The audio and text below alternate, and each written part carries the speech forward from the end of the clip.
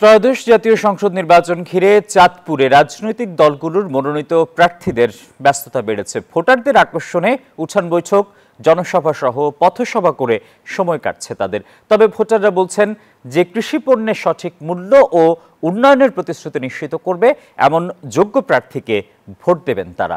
খোকন কর্মকারের পাঠানো তথ্য এবং ছবিতে ডেস্ক রিপোর্ট। আগামী ফেব্রুয়ারিতে জাতীয় নির্বাচন হলে সময় আর বেশি নেই। মতলব উত্তর ও দক্ষিণ দুই উপজেলা নিয়ে গঠিত চাঁদপুর ২ সংসদীয় আসনে বইছে নির্বাচনী আমেজ। পদ্মা সেতু, মেট্রো রেল এবং এলিভেটেড এক্সপ্রেসওয়ে নির্মাণের গর্বিত অংশীদার বসুন্ধরা সিমেন্ট।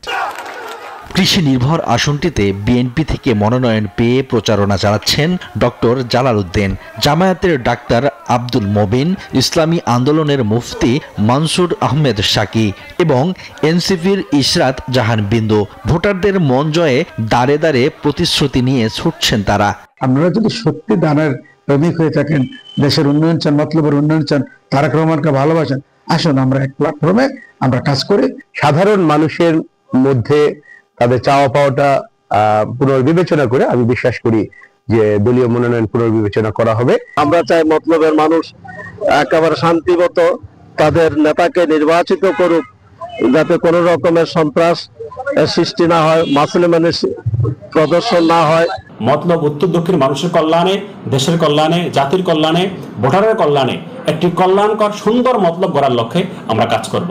তবে যে প্রার্থী কৃষি উন্নয়ন, মাদক, সন্ত্রাস, চাঁদাবাজি দূর করবে, কর্মসংস্থানের ব্যবস্থা করবে, গরিব ও অসহায় মানুষের পাশে দাঁড়াবে, শ্রেণী বৈষম্য দূর করবে, এমন সৎ, যোগ্য ও শিক্ষিত প্রার্থীকে মূল্যবান ভোট দিয়ে প্রতিনিধি করতে চায় ভোটাররা।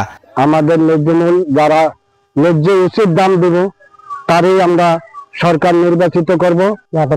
ভালো ভাই সারাক্ষণ নির্ণয় করতে পারি, তাকে আমরা ভোট দেব। কৃষকের দিকে লক্ষ্য রাখবো, তাকে আমরা ভোট দেব।